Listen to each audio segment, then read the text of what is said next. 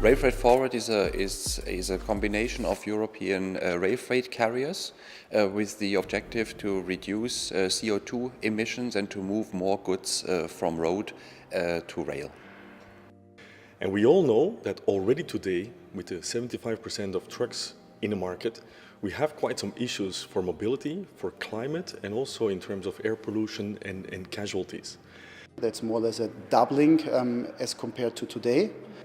What really drives us is capacity, it is safety, it is sustainability, it is essentially being able to manage or to address the transport growth in Europe. Rail emits 9 times less CO2 emission than road, and that's the reason why rail should be a big lever to limit emissions.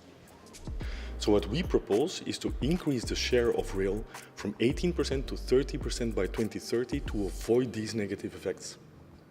Well, we need two major stakeholders to be involved next to our coalition of rail freight companies. That's first of all the infrastructure providers.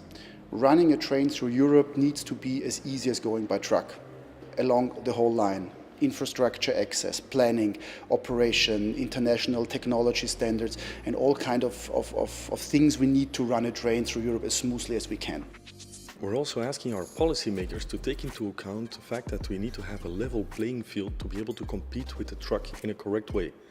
At this point in time, they have a lot of external costs, like congestion, like CO2 emissions, like air pollutions, that is not taken into account.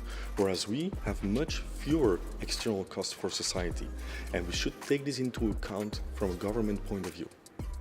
If the modal split continues as it is at the moment, we will miss all the CO2 targets in Europe. And in order to avoid this, we need to move to rail to have a more ecological and more CO2-friendly way of transporting goods.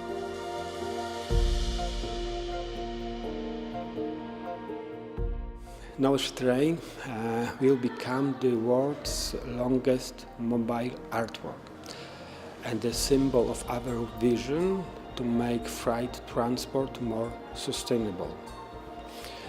After the last event in Brussels, the wagon will continue to circulate across Europe.